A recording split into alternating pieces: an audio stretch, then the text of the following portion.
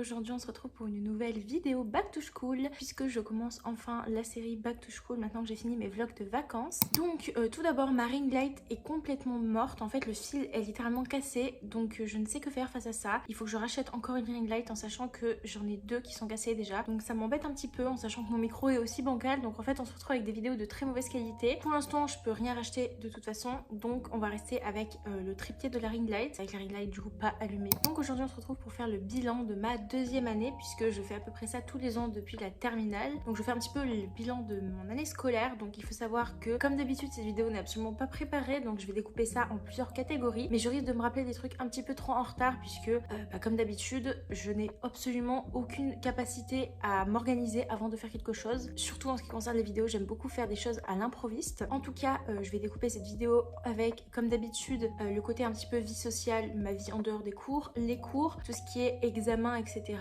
Emploi du temps, organisation. Je vais parler d'abord de l'organisation de la fac. Alors, faut savoir que cette vidéo, même si elle est en série par rapport à ma L1, ma terminale, etc., vous n'avez pas besoin de regarder la L1 pour regarder la L2. Simplement, je fais un petit peu un bilan de mon année et aussi, j'explique un petit peu si c'est différent de la L1 ou non, parce que c'est vrai qu'il y a quand même des différences. Enfin, au début, je partais du principe que je ferais sans doute même pas cette vidéo parce que j'allais sans doute avoir rien à dire de plus qu'en L1, sauf qu'en fait, il y a pas mal de choses qui changent en L2, surtout en histoire et dans mon université. Donc, c'est pour ça que cette vidéo finalement a pas mal d'intérêt. Donc je vais commencer en fait par ordre chronologique, donc je vais faire un petit peu la présentation de l'organisation globalement de la fac, même si c'est un petit peu répétitif par rapport à ma vidéo de l'an dernier, et je vais expliquer vraiment les cours que j'avais, etc. Ensuite je vais parler un petit peu de tout ce qui est les choses qui avaient importantes dans l'année, donc mon stage. Je vais également parler des examens, enfin bref, d'un petit peu comment ça s'est déroulé, et après je ferai un petit point pour tout ce qui est en dehors des cours, comment ça s'est passé, est-ce que j'avais du temps libre, etc.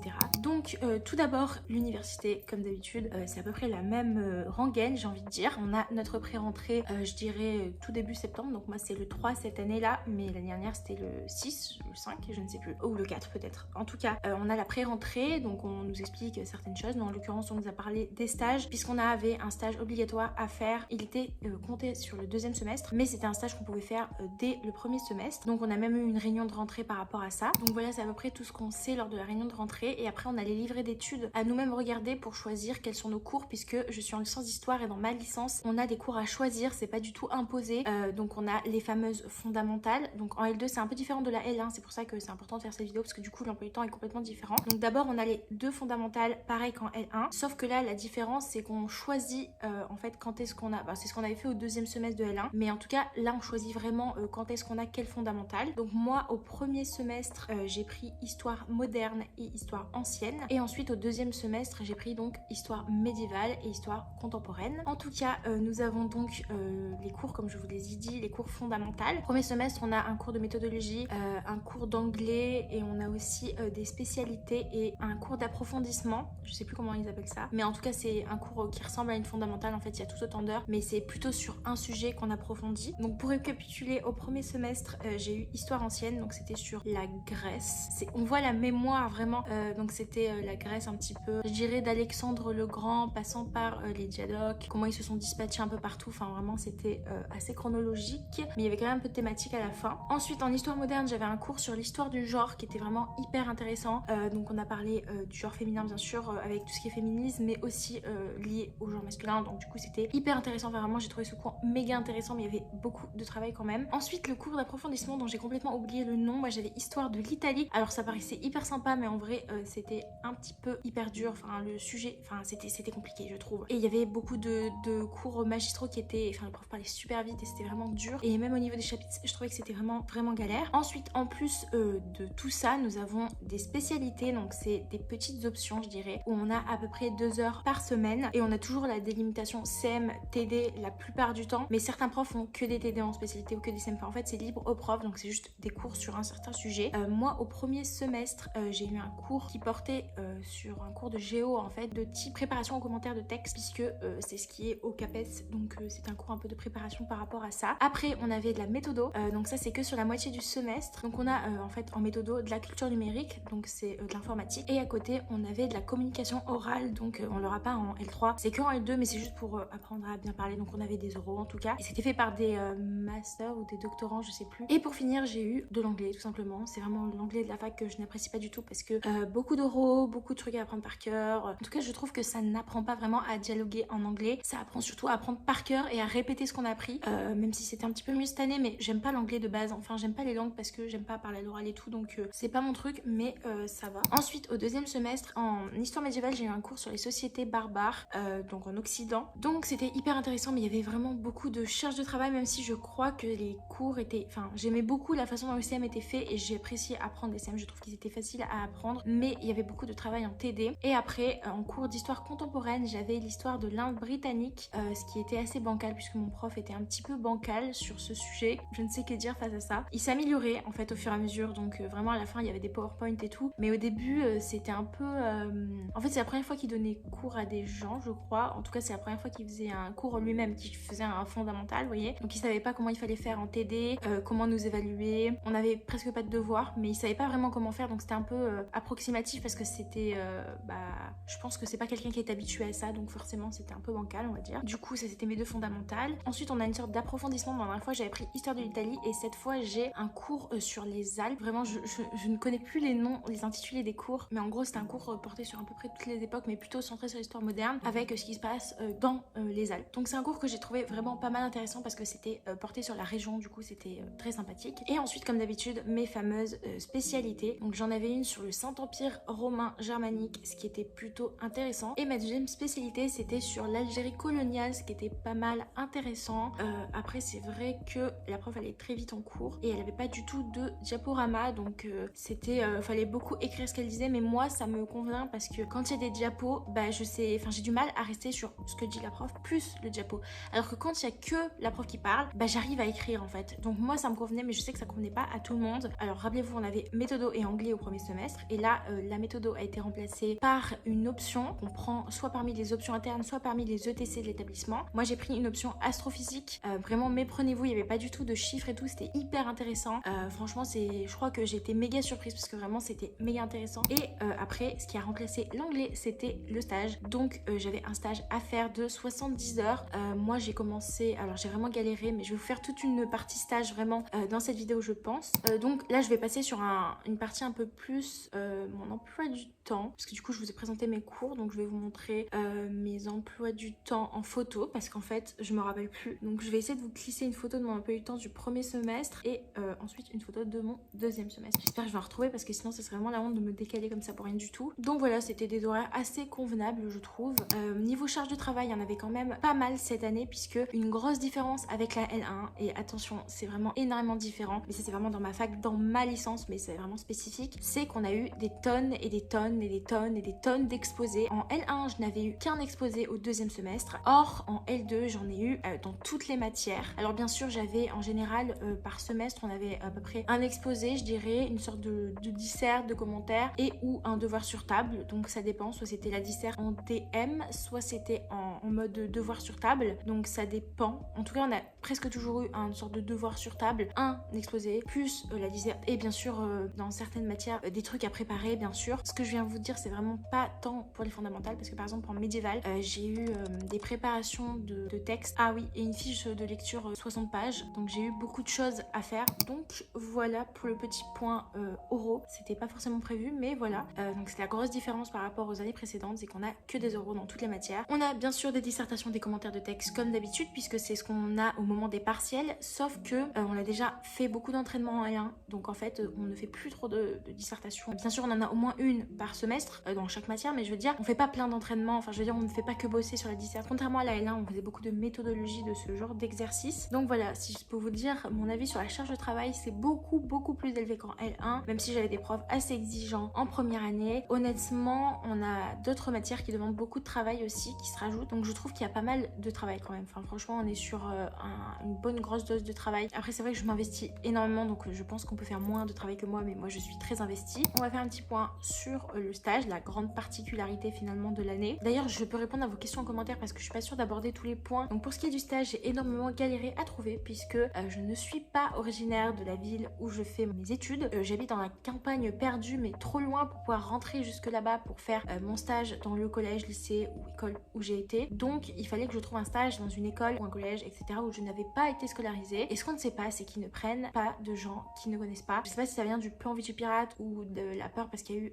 l'attentat juste avant à ce moment-là. Donc ça pourrait venir de ça, mais en tout cas, il ne voulait pas prendre de gens qu'il ne connaissait pas. Et je pense qu'il prenait en priorité les gens qu'il connaissait, donc forcément, il n'y avait plus de place. Moi, je sais que j'ai envoyé des mails pendant des mois, donc j'ai commencé en octobre parce que j'ai attendu ma réunion de septembre, donc j'ai commencé, je crois, le lendemain. Donc ma réunion, c'était genre le 25, un truc comme ça. En tout cas, j'ai envoyé plein de mails et personne ne m'a jamais répondu.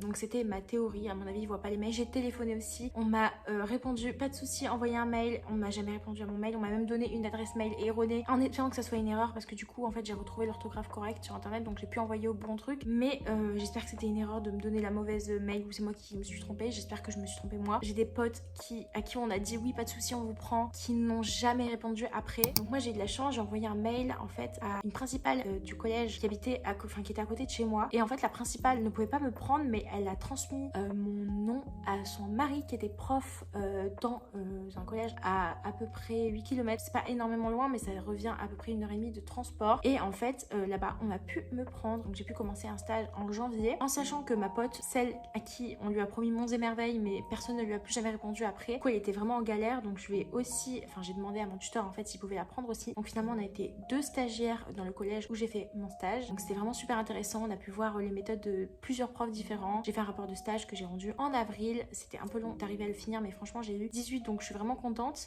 Donc du coup le matin elle m'amenait à mon stage, miracle, je n'avais que 20 minutes de trajet au lieu d'une heure et demie, donc vraiment incroyable. Moi j'avais mon stage tous les vendredis, donc du coup j'avais mon stage de janvier jusqu'à début avril, oui c'est ça. Après j'avais mon rapport de stage à écrire et j'avais à le rendre le 30 avril, donc vous voyez c'était un petit peu ric-rac quand même. En fait la plupart des gens avaient commencé leur rapport de stage en janvier, moi je l'ai commencé en début avril je crois, même à partir du moment où j'avais fait mon stage, enfin j'ai vraiment attendu de finir mon stage, et je m'en suis parfaitement sortie, enfin j'ai réussi à le finir à temps, j'ai eu 18 et tout, donc ça va. Mais je sais que j'écris vite et je charbonne quand il faut charbonner, donc ça va. Donc ça c'était pour le stage obligatoire, mais j'ai fait un autre stage facultatif de moi-même en école primaire parce que je ne savais pas si je voulais faire prof d'histoire au collège ou prof des écoles en primaire, et à l'époque le concours était censé passer en 2025, donc j'aurais dû choisir entre les deux concours. Ils ont décidé que le concours serait plutôt l'année d'après, donc finalement je ne suis pas concernée, mais en tout cas j'ai fait un stage en école primaire qui s'est super bien passé, vraiment j'ai adoré, même si j'avais beaucoup aimé le stage en collège, celui-là j'ai trouvé beaucoup mieux puisque c'est dans mon école primaire où j'étais, et en plus en fait c'était tellement plus convivial, moins stressant que en collège, enfin vraiment l'ambiance est vraiment bien dans une école primaire je trouve. En tout cas du coup ça m'a conforté dans mon choix de plutôt faire professeur des écoles, et ça c'est vraiment un choix personnel de faire un deuxième stage parce que ça peut m'aider pour mes entrées en master puisque je rentre en L3, donc les masters c'est bientôt. Voilà, donc je vais faire un petit point vie sociale histoire que la vidéo soit pas trop longue. Donc niveau vie sociale, moi je suis casanière, je suis introvertie, je n'aime pas sortir, même si je pouvais je n'aimerais pas le faire, donc je sors pas beaucoup dans ma vie. La différence avec les années précédentes c'est que j'ai des amis cette fois, enfin en tout cas j'avais un pote en L1 et ma meilleure amie, et ça me suffisait largement puisque je ne cherche pas particulièrement à me faire des amis, mais en tout cas je me suis fait un petit groupe de potes en L2, donc là j'étais plutôt contente. Donc c'est vrai qu'on est sorti de temps en temps en ville après les cours, on a mangé à certains endroits etc.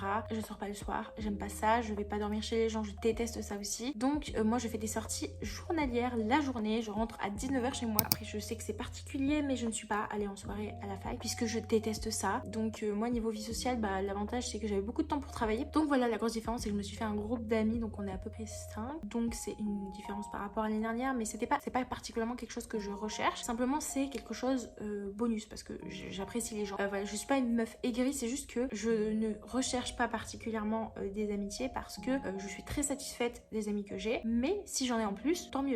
Si vous voulez des amis et que vous n'en avez pas L1, rassurez-vous, en L2 il y a beaucoup d'amitiés qui se forment. D'après ce que j'ai pu observer, j'avais mon groupe d'amis, on était 5, mais j'ai quand même bien sympathisé avec pas mal d'autres gens qui étaient du coup plus des connaissances. Donc voilà, après c'est propre à chacun parce que comme je vous ai dit, je ne sors pas le soir, tout ça, donc forcément je suis pas dans des environnements qui sont propices aux rencontres, je dirais. En fait je pense que c'est surtout par rapport à ça, mais je suis à 100% satisfaite, vraiment jamais je ne remettrai ça en cause. En tout cas j'avais le temps de rentrer chez mes parents un week-end sur 2. Ah oui, je vous ai pas fait un point partiel résultat, je vais vous faire un petit point partiel résultat rapidement à la fin. Niveau partiel, donc j'en ai eu en janvier, j'en ai eu en mai comme d'habitude. C'était des partiels, donc c'était hyper, je trouve que ces partiels étaient plus éprouvants qu'en L1, plus difficiles parce qu'on avait plus de matière à réviser.